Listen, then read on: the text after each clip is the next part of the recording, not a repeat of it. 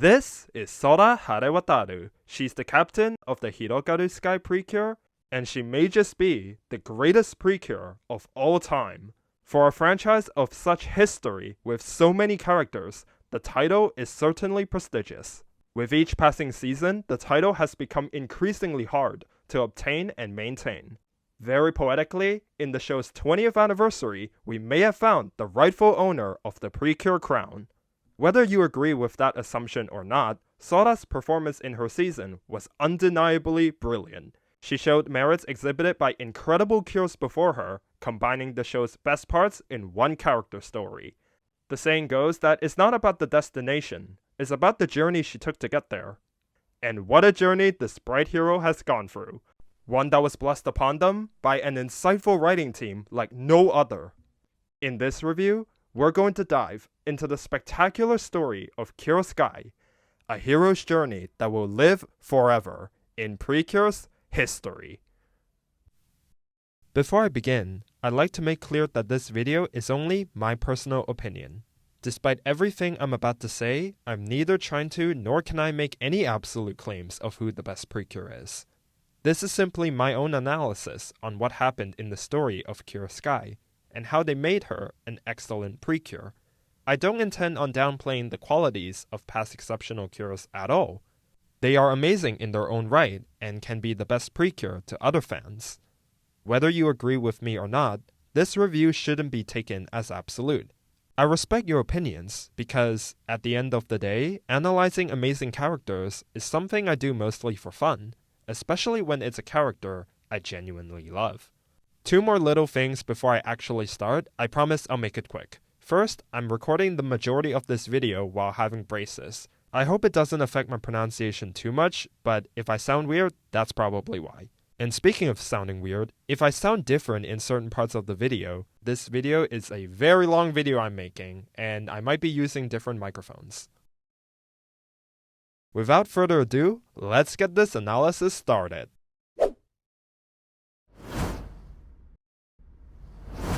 Historically, the most memorable Precures tend to have impressive backstories, and for good reason.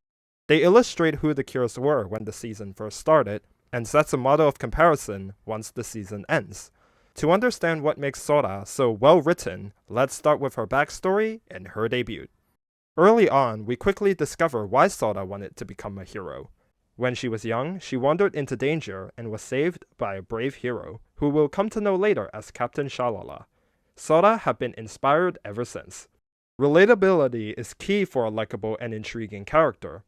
The way Sora was inspired by someone, the way she idolized them and wanted to be just like them, are thoughts I'm sure many people have had at some point, especially during childhood.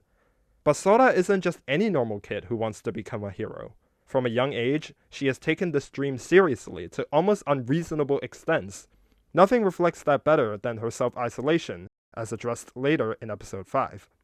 Sora set strong principles for herself to become the ideal hero, just like how she viewed Shalala. She's enthusiastic to learn everything about being a hero, and put her learning into action. As episode 14 would later reveal, Sora originally set off to the Skylandian capital to join the Azure Guards, the peak fighting force of Skyland. At that moment, Sora believed that she was ready. She was in the shape of her life. She was mentally prepared for the challenges to come. However, she would soon realize she had so much more to learn about being a hero. Before the season had even started, based on preview descriptions teasing Sora's character, I made a bold prediction when talking with other Precure fans. Hirogaru Sky will be the next Flora. Moving Sky aside for now, let's talk about Go Princess Precure's lead, Haruno Haruka. Haruka was a young teenage girl who aspired to be a princess. She went the extra mile to study at a prestigious school, hoping to become just like the princesses she reads in storybooks. See the resemblance yet? Cure Flora is probably one of Precure's best written protagonists. She is one of the few cures to have shown such a deep transformation because of her season's events. If you compare Haruka from the start of the season to the end of the season, you'll find that she's actually changed a lot. Her changes were very subtly shown as the season went on, culminating in her final character focus episode and the finale. To push her towards growth, the season was not afraid to challenge her, which made her doubt her ability to become a princess. The Hirogaru Sky Premiere strikingly resembles that of Go Princesses. The lead character was inspired, put in the work, and got to the next big step towards their dream, believing they already know everything they need to do so. Even the way the two debuted, their excitement of becoming a cure and living out their dream, and the way they were overwhelmed, were all very similar. Looking at how Flora's individual stories succeeded, Sky can very well become one of the Precure greats. But Sky didn't just match the quality of Flora's debut, she went even further. Compared to Haruka, Sora was already further on the road towards her dream. To the untrained eye, Sora already felt like a hero.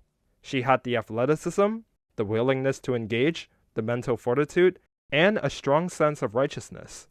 If she is already this prepared to become a hero, how could she possibly continue to grow? Well, the premiere did a great job at giving us a taste of what to expect. Sora was a hero of many quotes, but no quote is perfect, and Sora would ultimately learn this the hard way.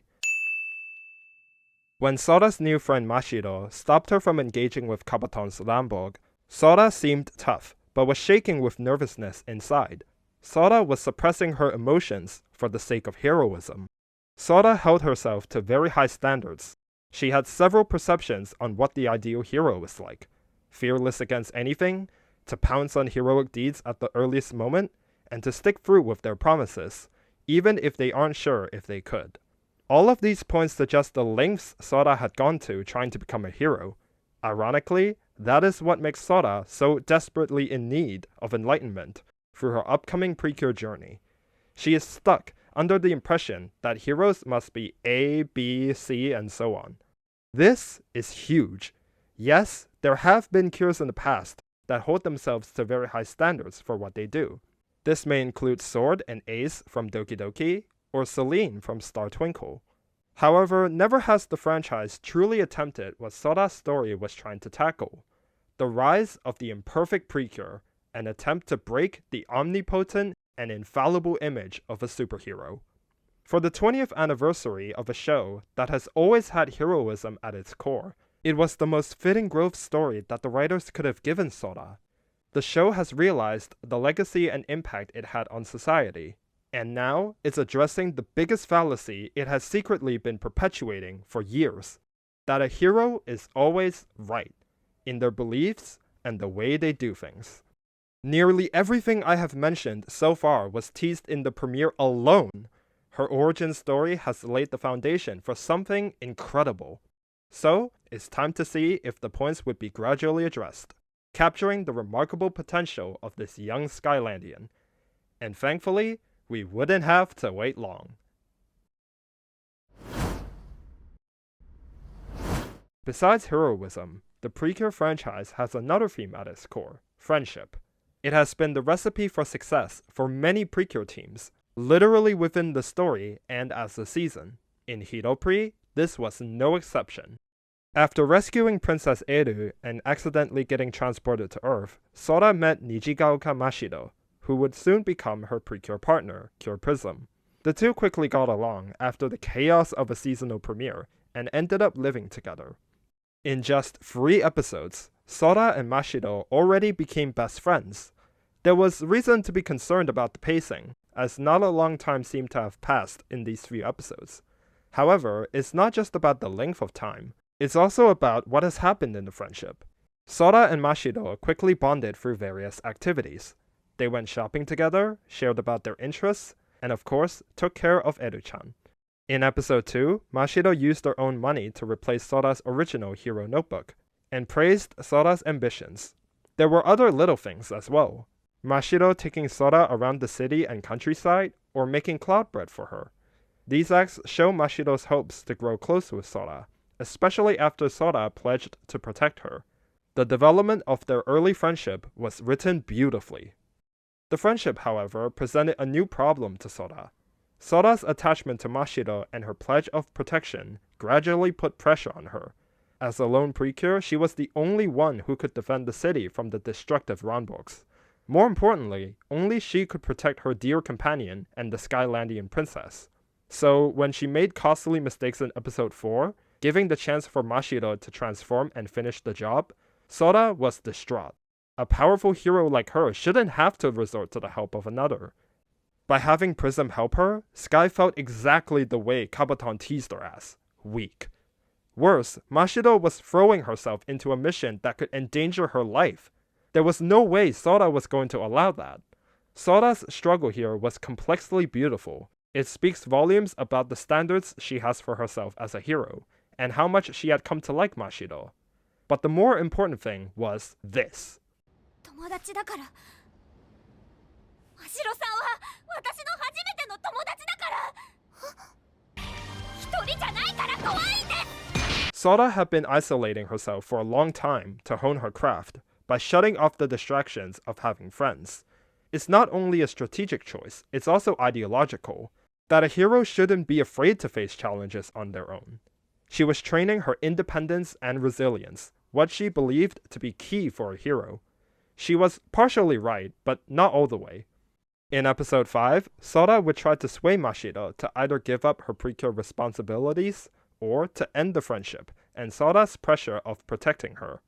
The writing about Sora's beliefs was aided by brilliant visual storytelling, a major strength in Hiropri at large. The result was a sad yet powerful scene.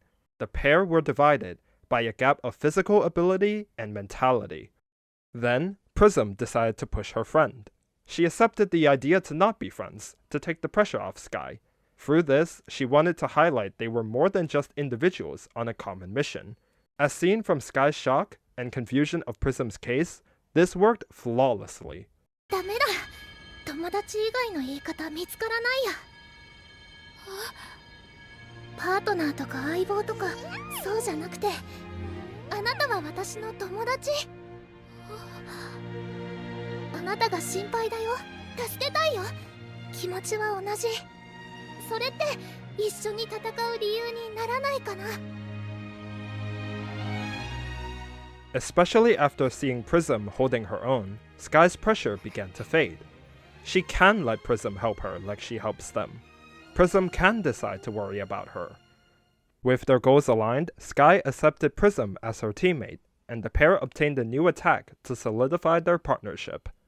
The episode ends with an adorable scene of Sky wanting to hold Prism's hand, and the Skylandian paying tribute to the genesis of the Precure franchise, writing Futariwa Precure in her notebook. It's a beautiful Easter egg indicating that Sky had hit a major growth point, acknowledging Mashido as her teammate and best friend.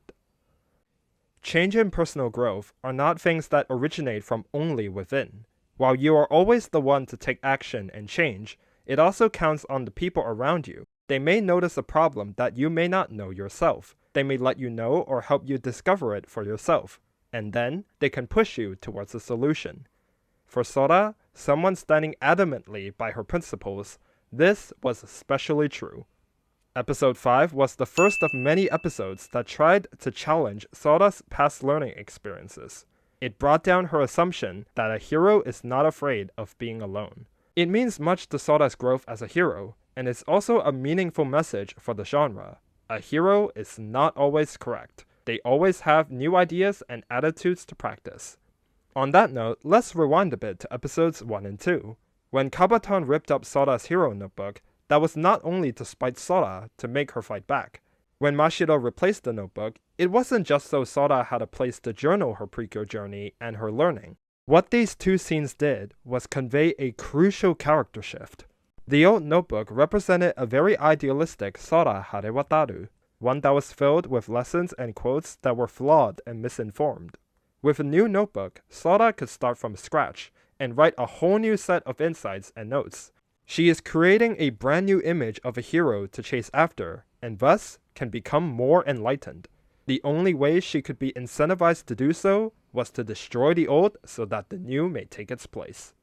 This was an excellent move. From the start, Mashido proved that she wasn't simply going to be Sora's right-hand lady. Rather, she would play the key role of motivating and pushing Sora to grow. Meanwhile, Sora has already begun to empower Mashido by inspiring her, a kind but unconfident teenager, to step out of her comfort zone. Only because of it did Prism have the courage to help Sky back as a cure. What you're seeing right now is the art of dynamics. When done well, it triggers a feedback loop of bonding development and personal development. Despite how interconnected these two types of developments have been, only a handful of seasons have ever done this so well, let alone within the first few episodes. This approach will go on to yield great dividends in Sora's miraculous tale. Sora had just overcome a major roadblock magnificently. It would be the first of many. Sometimes, especially in newer seasons, humanization and socialization feels off-putting and too easy. Let's take a look at how Hirogaru Sky did it.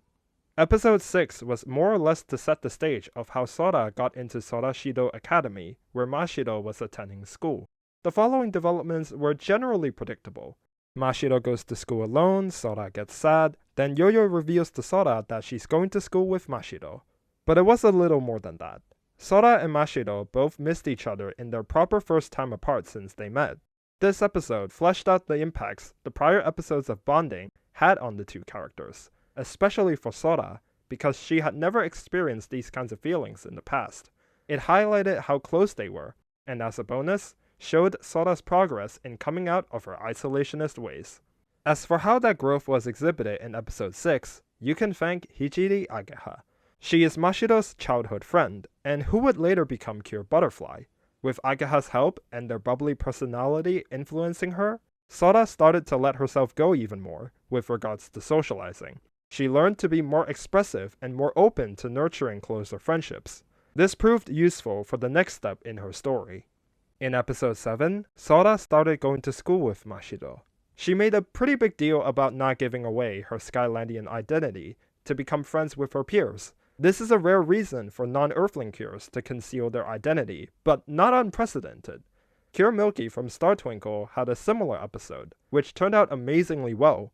For Sora, her uniqueness characterized herself as an other compared to her classmates. Being such a stellar student athletically certainly made her different. A socializing amateur's worst nightmare. Mashiro encourages Sora to let herself go even more. Consequently, Sora redid her self-introduction.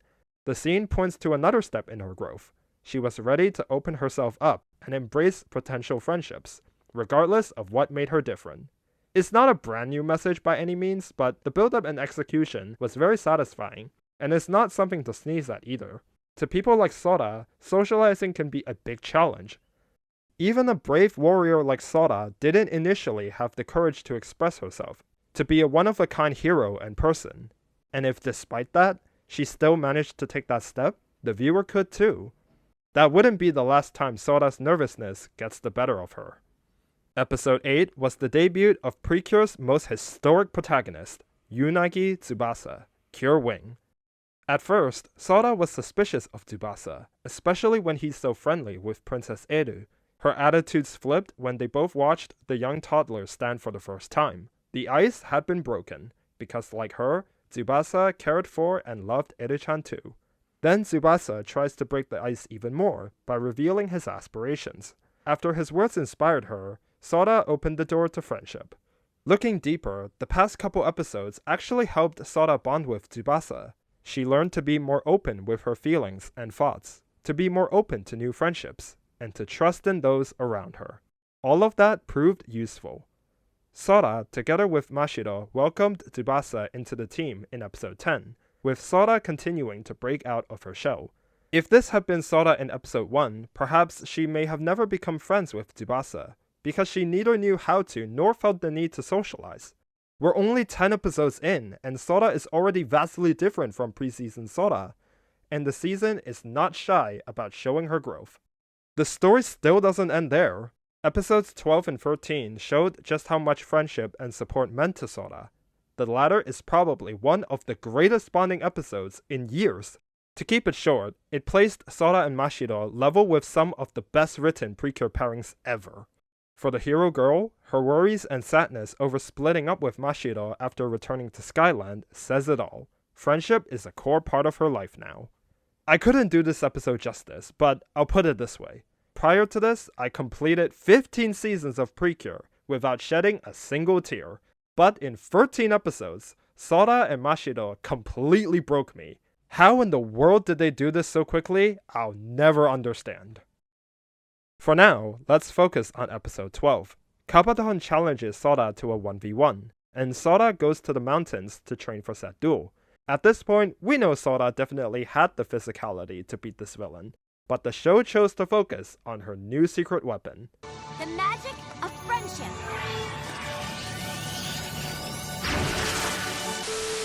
There's a reason why Precure keeps doing this, and sometimes it can be sloppy. This instance is not one of them, thanks to all of the build-up leading up to this episode. Yeah, Sora was a strong hero on the battlefield, but it's her friend's support that fueled her resolve. She stands in contrast to Kabaton, who tried to showcase his strength alone. If Sora didn't let friendship and social support enter her life, then she may actually have lost, like how episode 5 turned out. And when Kabaton went rogue, her friends had her back. Sora was right to rely on her friends. However, she has not fully embraced this lesson yet. One of Hirogaru Sky's greatest achievements is linking the development of an individual cure with that of team dynamics. This link was vital for Sora's growth, and so far, we've seen her journey from a lone wolf into a hero with dependable allies. Sora's growth through the first quarter cemented the value of friendship, one of the Precure franchise's core themes. Friendship can really change a person for the better, by opening their eyes to new things and perspectives. Sora's story thus far also subverted expectations. Even though she felt completely ready to become a hero, to join the Azure Guards, Sora still had so much to learn. It showed that a hero's learning journey is never over. But hold on a minute, something doesn't feel right. If you think about it, the show took 12 episodes to correct one of Sora's flaws, her isolationist attitude. It even looked like it had been resolved after episode 5. Are the writers trying to drag out Sora's arc? No, it's because the writers are geniuses. They were building up Sora's character through a simple yet tedious writing technique: continuity. Here's how most episodes of Precure go. A cure goes through a problem related to their personality flaws. They learn a thing, solve that problem, and thus solidify their learning and the message. For Sora, her first character flaw spans out over a much longer time before getting resolved. It allowed the writers to flesh it out in highly intricate detail. You could think of Sora as a software or program. They start at version 1 and go through several subversions before becoming something that's vastly different from version 1, and hence become version 2. Those subversions add new things and fix little quirks on the path toward the next major update. That is what Sora has been going through over the first quarter. For Sora to break from her isolationist ways, she had opportunities to take socialization one step at a time. With every episode, we see Sora gradually learning, applying, and adapting the things she had learned. This is good, sustained character growth. Continuity is paramount in character growth. While many cures have exhibited some level of continuity in their journeys, very few have gotten this level of attention. Especially with cures new to friendship, socializing is a big shift for them. It isn't something that can be dealt with in one episode. We need to see not just what has changed with them, but how they changed, and how these small changes were built up gradually, solidifying their new persona. That was exactly what happened to Sora. This approach will continue throughout Hirogaru Sky, and is a key reason as to why Sora's story is so well written. Isolationism is just one of her character flaws. It's being resolved very well, and it's not even the biggest one. This is still only the beginning of Sora Harewataru. With the team ready to return to Skyland, Sora had even more growth up her sleeve to showcase. In episode 14, Sora reunited with Captain Shalala and had the opportunity to show her what she's learned so far. Compared to before, she now had a clearer conscience, and it would come into play. To join the Azure Guards, Sora had to face another apprentice, Betty Betty. This duel was, as always with fights in Precure, more than just a physical one. It's about belief. What makes a hero strong? Was it physical strength, or was it the hero's mentality? Sora won that fight, but she gravely insulted Betty Betty by rejecting her ideas outright.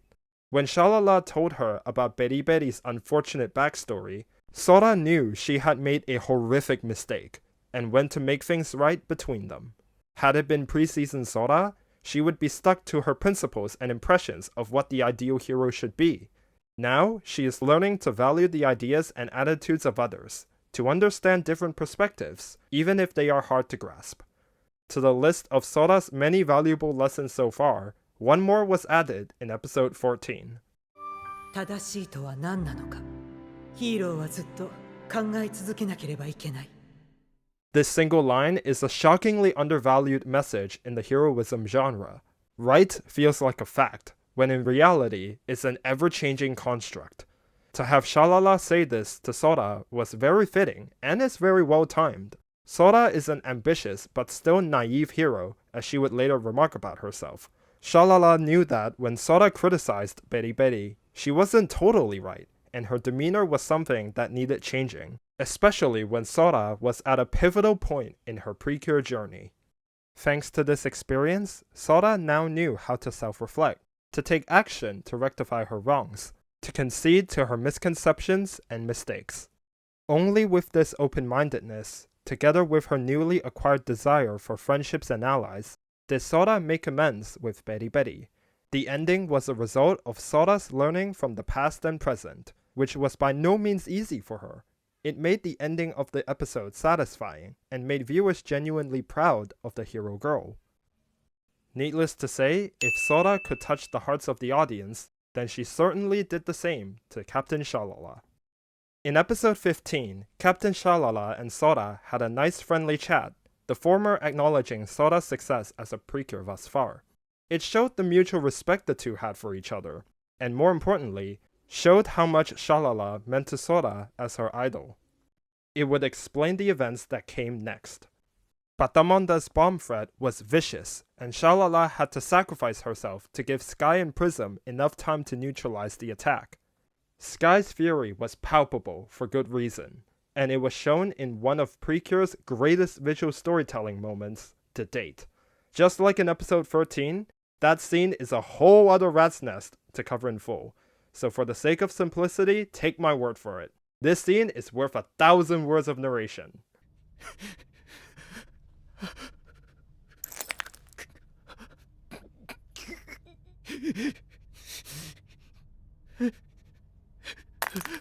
After what happened, Sora should have been devastated. Her mentor has practically lost her life in battle. The one she had looked up to all her life could no longer watch her continue to grow. However, Sora clung on to hope that the Sky Jewel chip she had once given Shalala would someday bring them back together again. The unwavering determination and perseverance showed just how strong Sora really was. But her new game plan to push forward was not solely for the sake of being a hero. It was for the sake of those she loves, Captain Shalala and her friends. Again, it's important to consider how differently old Sora would have acted. She could have gone for Batamonda, finished them off, and saved the day. Yet for now, she knew she had to protect her friends, especially Princess Eru, who had just lost her de facto parents to a coma. One moment said it all. Sky was boiling when confronting the general, but the moment the battle was done, she completely softened. Her desire to seek vengeance was gone in a blink of an eye, as she went to comfort the inconsolable princess. Sora's appreciation for friendships had extended to something beautiful. As a hero, she does not work only for herself and her interests, but for those she serves and protects as well. She now has a more human perspective to being a hero, rather than viewing it as a grand responsibility to fulfill. For the safety of her friends, she backtracked on the plan for the team to separate so that they could stick together and protect each other during this difficult time. Sora exhibited many elements of a great hero in just 2 episodes: open-mindedness, determination, selflessness, and leadership. Everything was looking up for Sora's development. Even before the halfway point, she had exhibited more growth than most heroes had in an entire season. Her meteoric rise as a hero, as a captain, and as a disciple of her idol was undeniable, filled with intriguing details and complexities to savor and analyze. But that's the beauty of Hirogaru Sky. It was a season backed by writers that were unfazed by the work of doing all of these complexities justice, leaving no card of Sora as a character unturned. A character that connected deeply with the cores of the Precure franchise, heroism and friendship. Sora was destined for greatness. However, great heroes must always overcome one big obstacle in their journey, a huge turning point in their personality, goals, and way of life. Sora certainly had that, her fear and the need to suppress it. The only question was, when would Sora have to face it? We would have to wait until the end of the second arc, but rest assured, our wait would be generously rewarded.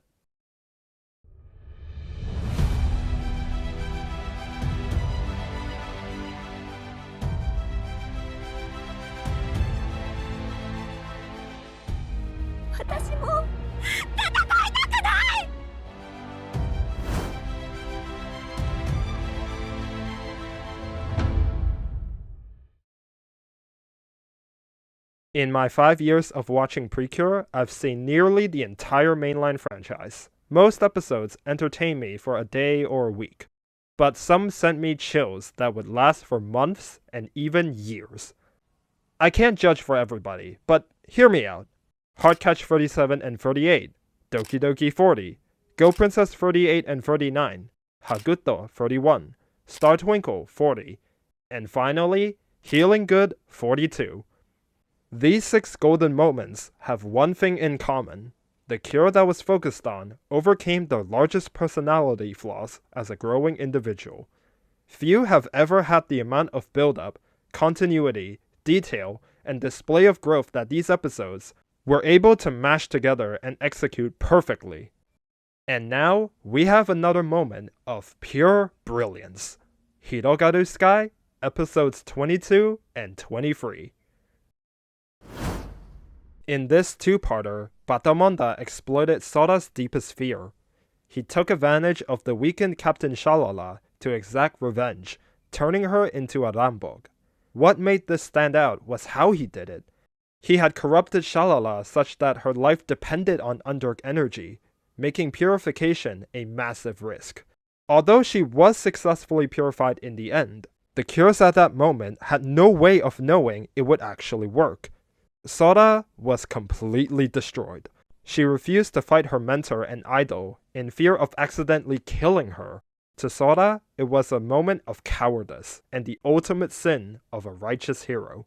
After what happened, Sora departed back to Skyland, believing she had failed in her quest to be a hero. It goes to show just how much pressure Sora had put on herself, and how difficult being a hero really was. The latter is something often glossed over because of how powerful precures and superheroes were. And when these situations happen, the heroes always pick themselves up for the sake of their mission, but not for Sora, because something was different. Throughout the franchise, some values and messages have been constant mainstays. Perseverance, righteousness, willingness to push past your comfort zone. Every cure has gone through them, and it feels like every cure needs to go through them. Here we have someone so obsessed with becoming a precure and a hero, to the point they would stop at nothing to live up to the expectations of their role. Now, what happens when they fail to do so? What happens when an immovable resolve meets the unstoppable force of self-doubt? Once back on Skyland, Sora was unmotivated when her family tried to encourage her. Attempts from the cures to break through to her had failed, for she deeply understood that she was not hero material. Even reminiscing moments when she was young, when she was still so passionate about being a hero, she was still left uninspired, nearly throwing away her obsolete Skytone into the bottom of the lake. These scenes in episode 23 didn't only show how disappointed Sora was in herself, it showed that she was afraid, and to her, being afraid diminished all other qualities that she may have. Physical ability, perseverance, desire to become a hero, desire to do the right thing. All of that means nothing in the face of fear. Sora's one main weakness, fear, paralyzes people, including her. She had been lucky so far, refusing to let her self-doubts get into her head and ruin her performance. But this time, she had to face the music. Sora Harewataru was weak. This is not a typical story about a hero's perseverance. Perseverance implies that the character managed to fight against the impulse to give up. But what if their fears, their insecurities, and their self-doubt are so strong that perseverance simply wasn't possible?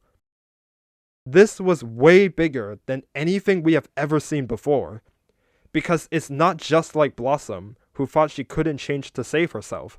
It's not just like Flora, who lost a massive pillar of support to push forward. It's not just like Yao, who had to face her insecurities over and over, even though she had already once conquered them. And it's not even just like Grace, who was suffering from her altruism, mentally destroyed by the responsibilities she held as a Precure. Sky was all of them. Some of the biggest growth challenges in Precure history joined forces to drag down the great Sora Harewataru. Looking at how each Precure legend once tackled their problems individually, it's easy to understand just how much Sora had to deal with. Under all of these influences, Sora decided the fight was no longer worth fighting. Sora's mission had finally pushed her one step too far. ダメだったらシャララ隊長はどうなるんですか。それはソラさん、信じてやるしかありませんよ。ヒーローは諦めたらそこでやめてください。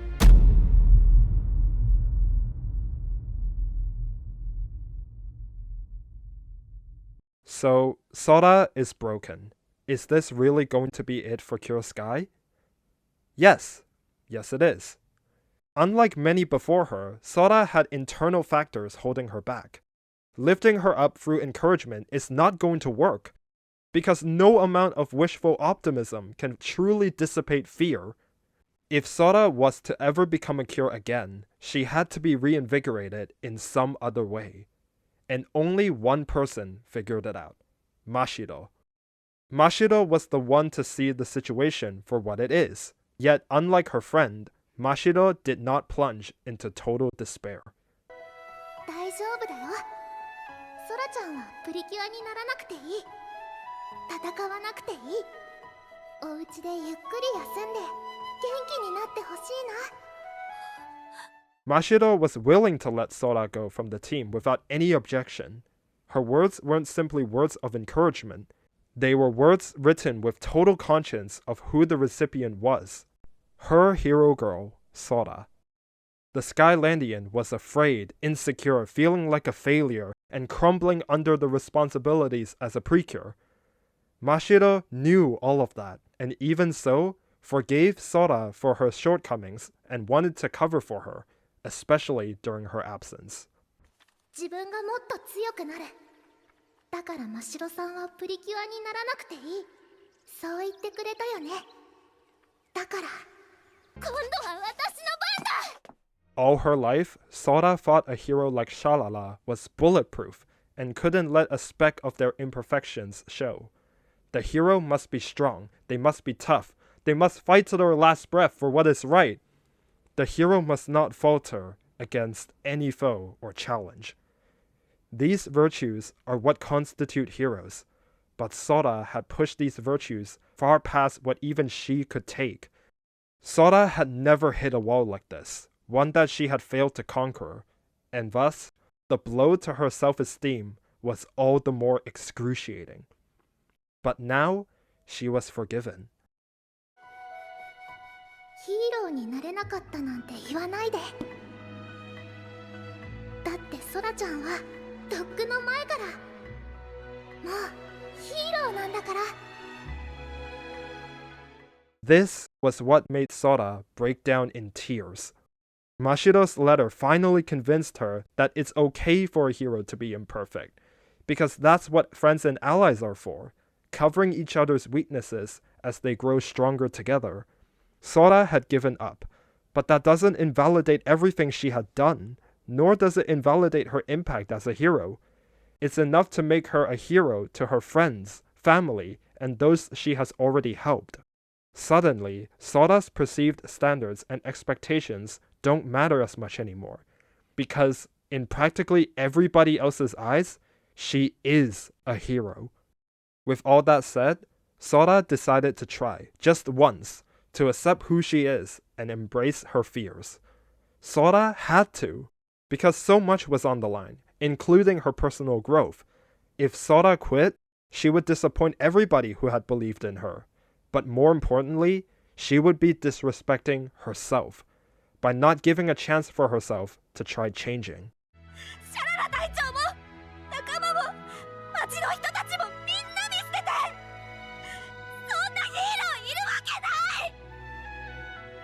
Mashiro's letter gave Sora the only reassurance she could give, recognition.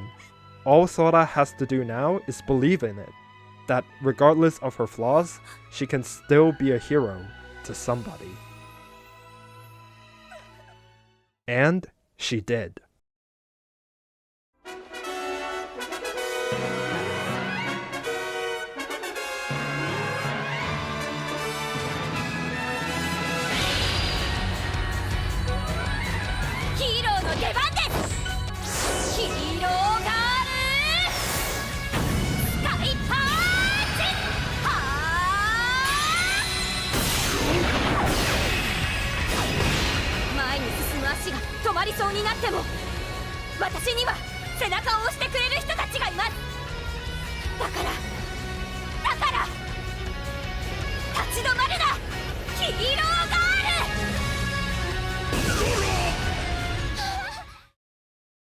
Episodes 22 and 23 aren't just putting Sora's fears and insecurities to rest. It's putting to rest her belief that a hero has a fixed image begging to be matched. An image that has been implicitly perpetuated by the heroism genre and the nature of storytelling for years. To solidify that message, Sora later said this. 私、未熟です。でも、未熟なりに前に進みます。そうすればきっと、いつの日か。A hero is always naive in their ways of thinking and doing things. There will always be days when they are wrong, make mistakes, and even fail as a result. A hero will never be perfect, and all they could do is continue trying. This quote from her idol reminded Sora not to lose strength in the face of difficult times. But after what she had gone through, Sora understood that losing strength is okay. What falter truly meant in this quote was to give up. If a person falters or doesn't try at all, just because they feel they are wrong or unfit to be a hero, then they will never be a hero. Notice how Sora's sentence from earlier was left unfinished. It's actually intentional. If her line was finished, it may look something like this. It still works, but with a dangerous problem. It promotes recklessness by putting the focus of the line on mere determination. But that shouldn't be the sole focus. It should also be about self-reflection, and the scene took that into account. To start, the scene didn't finish the line and thus close the door on any nuances. Instead, it made the viewer focus on the first part of her words, her naivety. This emphasized how much more Sora could still learn, and to do so, she had to be naive and flop. Now, Sora needs a support network to help her get through those mistakes, and so she acknowledges her friends. She needed them to restrain her possible recklessness and immaturity to guide her onto the right path. Finally, Mashiro steps up for Sora to receive her hero notebook again, as a symbolic gesture of welcoming her back to the team, accepting the work she had to do going forward. That was how Sora's growth and her future plans were wonderfully displayed. The events of the two-parter have taught Sora one thing: vulnerability. She finally decided to see her flaws eye to eye, as an opportunity to become stronger and better. That courage is fueled by the support and backing of her allies, who she could now put her full faith into helping her get through the hard days. In the end, Sky even spared Batamonda. She no longer needed to defeat him, for she knew with her friend's guidance and help, he would be the least of her worries. From being paralyzed by fear induced by the general, running away from it, to facing it head on, willing to suffer over and over if need be. One day, by leaning on her friends, Sora would champion her fears. I can't begin to explain just how amazing this two-parter was. Because in animated shows, there is an age-old format for preaching good morals and insights. Precure does it too, but this two-parter is an example of when it doesn't follow the formula. These kinds of moments are when the show shines brightest. The times when Precure is willing to see the limitations in the virtues, worldview, and the messages they promote. And then, the writers put their all into addressing them. This realist writing philosophy has always been the secret sauce of the Precure franchise. It tells us viewers why we should still believe in virtues, despite their inherent flaws and in spite of the obstacles we face in life. In this case, why persevere even when you have so much to fear? Here was Sora's response. 信じて待っている人がいる限り何度だって立ち上がれる。きっとそれがヒーローですから。The perseverance that seemed impossible for Sora became reality. The writers held back no punches in writing her entire journey thus far. Their meticulous planning had given rise to a moving and compelling story. It didn't tell you to try to persevere, but how to persevere. And that's not to run from failure or hide your vulnerabilities. Embrace them as they are now. Once you do, lean on those around you and internalize the things they recognize in you on every step of the way. Drink in the support they offer and accept the advice they give. Then, try again. Do this over and over again. Never falter. That is what perseverance looks like. After so many years, the enigma behind practicing Precure's golden virtue has finally been cracked. Make no mistake, this was the masterpiece of Hirogaru Sky Precure. 絶対ヒーローになるぞ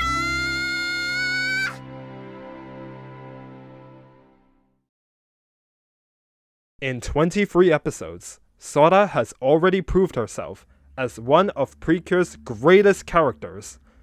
By this point, I thought, the writers must be running out of steam. Whatever I have yet to see of Sora, it's not going to get better than that. Surely, I thought, writing the rest of this review would be easy. Well, that was the first time I underestimated Sora.